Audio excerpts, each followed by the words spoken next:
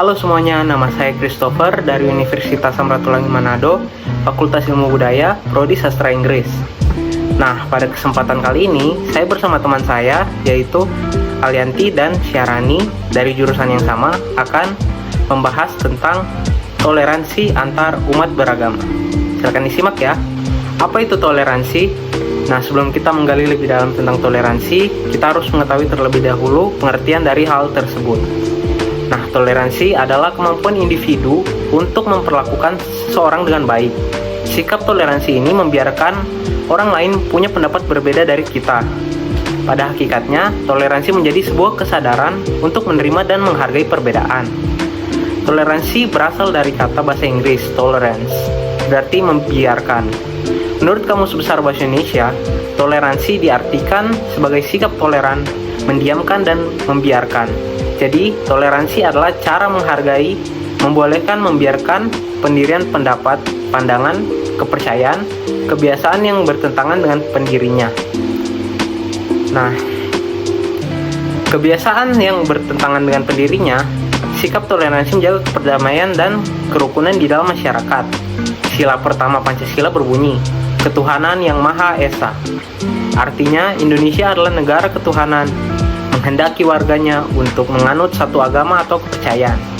Di Indonesia itu sendiri terdapat 6 agama yang diakui, yaitu Islam, Kristen, Katolik, Hindu, Buddha, dan Konghucu. Tanpa adanya toleransi umat beragama, akan terjadi diskriminasi di mana-mana, kekerasan, dan konflik antar masyarakat berbeda keyakinan. Nah, kira-kira begitulah pengertian dari toleransi itu sendiri. Yang kedua ada contoh-contoh toleransi. Pasal 29 ayat 2 Undang-Undang Dasar 1945 mengatur setiap warga negara untuk memeluk agama dan menjamin perlindungan. Pasal 29 ayat 2 berbunyi, negara menjamin tiap-tiap penduduk untuk memeluk agama masing-masing dan beribadat menurut agama dan kepercayaannya. Pasal tersebut menjelaskan setiap orang berhak memeluk agama serta negara melindungi warganya untuk beribadah.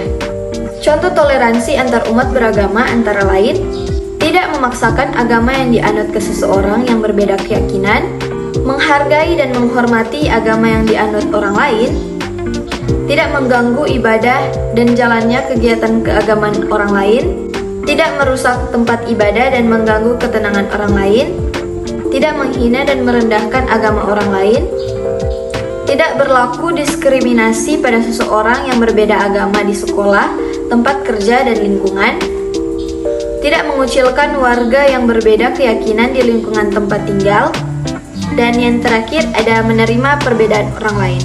Adapun unsur-unsur toleransi, yaitu yang pertama, memberi kebebasan dan kemerdekaan.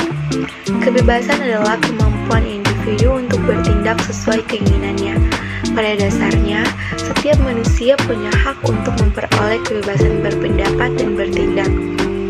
Hak kebebasan ini telah disepakati oleh Deklarasi Universal Hak Asasi Manusia.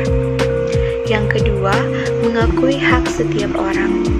Dalam Deklarasi Universal Hak Asasi Manusia yang diadopsi oleh Persatuan Bangsa-Bangsa atau PBB, setiap orang yang lahir punya hak yang sama.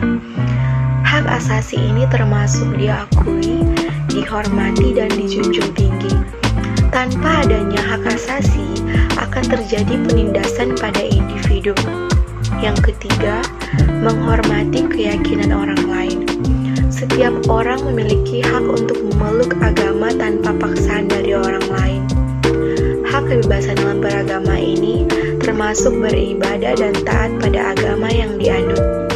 Di Indonesia, toleransi beragama diatur dalam UUD 1945. Toleransi diperlukan untuk menghargai seseorang yang ada di lingkungan maupun organisasi berhak meyakini agama yang berbeda. Selain itu, toleransi diperlukan untuk tidak membeda-bedakan teman yang berbeda keyakinan. Nah, kira-kira begitulah pembahasan dari kelompok kami tentang toleransi antar umat beragama. Mohon maaf bila ada salah kata. Salam toleransi. Terima kasih.